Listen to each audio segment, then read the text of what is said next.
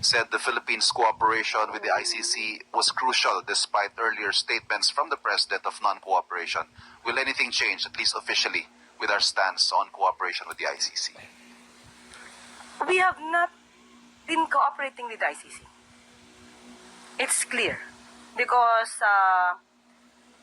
the stance of the President regarding the jurisdiction of ICC over the Philippines remains.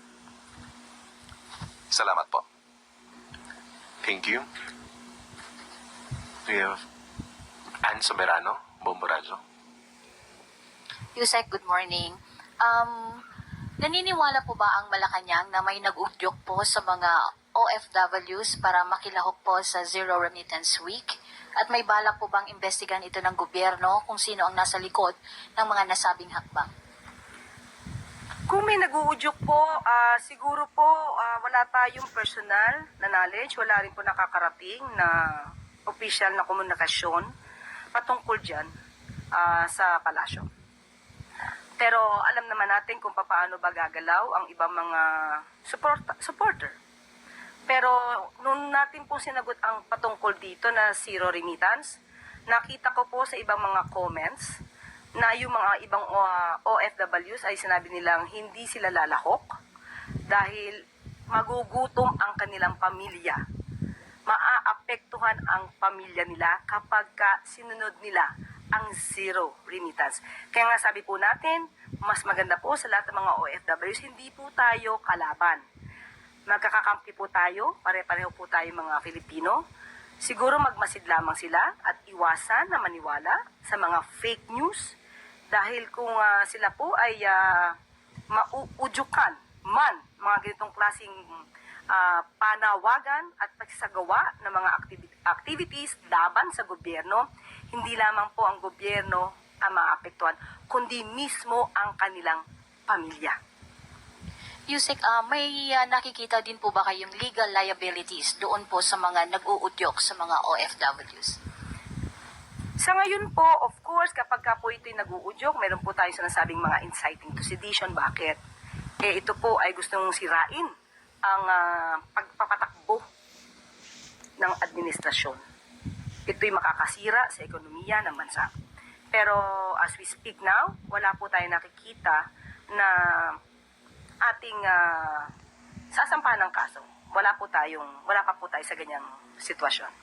Lastly, Yusek, sakali pong gagawin talaga ito ng mga OFWs at hindi magpapadala ng remittance, may hakbang din po ba ang gobyerno gaya ng pag-alis o pagsuspende sa kanilang mga benefits? Humiram ako ng 10,000 pesos at 300 pesos lang ang binabayaran ko bawat buwan. Humiram ako ng 20,000 pesos at hindi magpapadala ng remittance, may hakbang din po ba ang gobyerno gaya ng pag-alis o pagsuspende sa kanilang mga benepisyo na ibinibigay din ng gobyerno? Thank you. Choice po kasi ng OFW kung sila'y magpapadala ng kanilang remittance o hindi. Wala po tayong hahadlangan kung ano man ang kagustuhan nila. Pero muli, tayo ay mananawagan sa mga OFWs. Ang gobyerno po ay hindi nyo po kalaban. Kami po ay kakampi. Dapat lamang po na magmatsyag at alamin kung ano ang fake news at ano ang katotohanan. Follow-up question from Pia Gutierrez. I would just like to follow up yung economic implications nitong zero remittance protest ng mga OFW. Meron po bang pag-aaral na ang gobyerno kung magkano ang mawawala sa ekonomiya ng bansa and if ever kung meron tayong mga contingency measures? As of the moment, hindi po pa kasi ito pinag-iisipan ng gobyerno. Ang alam po kasi natin, ang OFW ay magkakaroon sila ng sariling pagdidesisyon. Hindi po natin iniisip na madadala sila ng mga ganitong panawagan. Considering nga po na yung pamilya mismo nila maapektuhan. Kagaya ng aking sinabi, yung mga comments, mas marami pong nagsasabi na hindi sila lalahok sa ganitong panawagan dahil ayaw nila mismo ang kanilang pamilya ang maghirap at magdusa sa mga issue ng politika. Gilbert Verdes.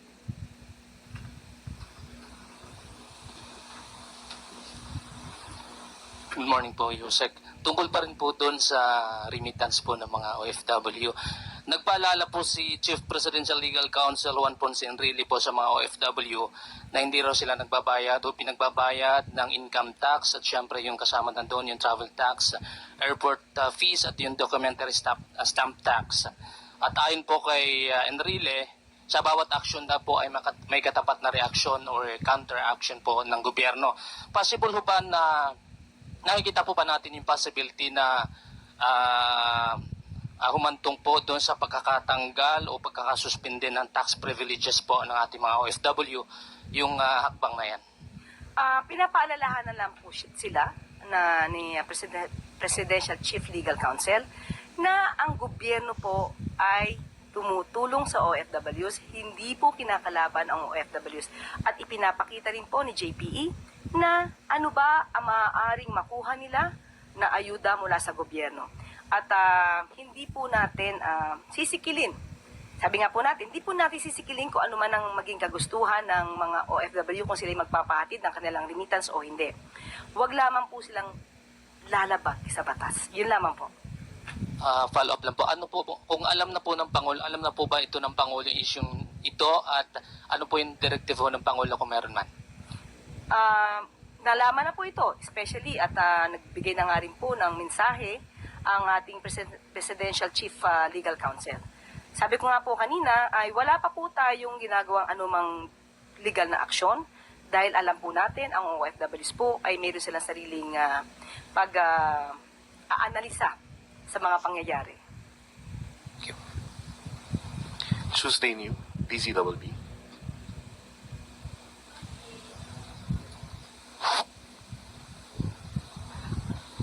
Good morning po, Yusek. May plano raw po ito si dating Senador Gringo Onasan na maghain ng petisyon sa ICC para hilingin daw po na maibalik dito sa Pilipinas si dating Pangulong Rodrigo Duterte dahil sa mga concern daw doon sa kanyang well-being. Inasahan nyo na po ba yung ganitong mga legal na action from the side of the former president? At kung may plano po ba ang pamahalaan na pigilan ito o gumawa ng legal action din para mapigilan yung ganito? Well, karapatan naman po niya kung anong nais niyang gawin para ipagtanggol ang dating Pangulong Duterte. Pero mas mainam po siguro makipag-usap muna siya sa legal team ni dating Pangulong Duterte, baka hindi naman po siya pansinin sa ICC.